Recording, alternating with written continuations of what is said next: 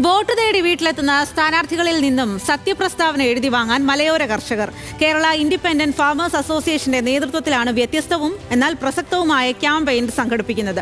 കേന്ദ്ര വന്യജീവി സംരക്ഷണ നിയമം 11(2) പ്രകാരമുള്ള സ്വയരക്ഷയ്ക്കുള്ള അവകാശം കർഷകർക്ക് നൽകും എന്ന് ഉറപ്പു പറയുന്ന സമ്മതപത്രമാണ് സ്ഥാനാർത്ഥികളിൽ നിന്നും ഒപ്പിട്ട് വാങ്ങുന്നത്.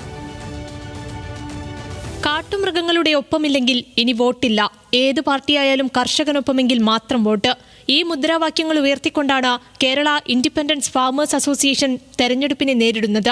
മലയോര മേഖലകളിൽ വോട്ട് തേടി വീട്ടിലെത്തുന്ന സ്ഥാനാർത്ഥികളിൽ നിന്നും സത്യപ്രസ്താവന ഒപ്പിട്ട് വാങ്ങാനാണ് കിഫയുടെ തീരുമാനം.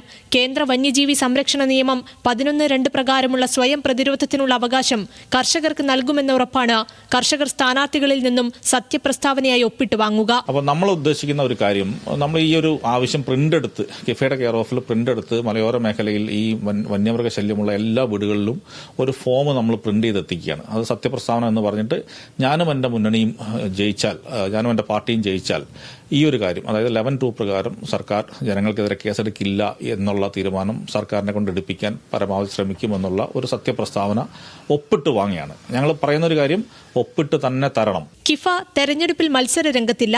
പക്ഷേ വ്യത്യസ്തമായ ക്യാമ്പയിനുകളിലൂടെയും പ്രതിഷേധങ്ങളിലൂടെയും മലയോര കർഷകരുടെ ദുരവസ്ഥ ചർച്ചയാക്കുകയാണ് സ്വതന്ത്ര കർഷക സംഘടന. കിഫയെ സംബന്ധിച്ച് ഞങ്ങൾക്ക് നിലവിൽ അത്തരം പദ്ധതികളില്ല. അവർ നിലവിലുള്ള രാഷ്ട്രീയ പാർട്ടികളെ കൊണ്ടും ഭരണ സംവിധാനങ്ങളെ കൊണ്ടും ഈ പ്രശ്നത്തിന് പരിഹാരം കാണിക്കാൻ ശ്രമിക്കുക, അതിനൊരു ചാലകശക്തിയായിട്ട് പ്രവർത്തിക്കുക എന്നുള്ളതാണ് കിഫ ഉദ്ദേശിക്കുന്നത്. സംസ്ഥാന വ്യാപകമായി മലയോര മേഖലകളിൽ ക്യാമ്പയിൻ ശക്തമാക്കാനാണ് കിഫയുടെ തീരുമാനം.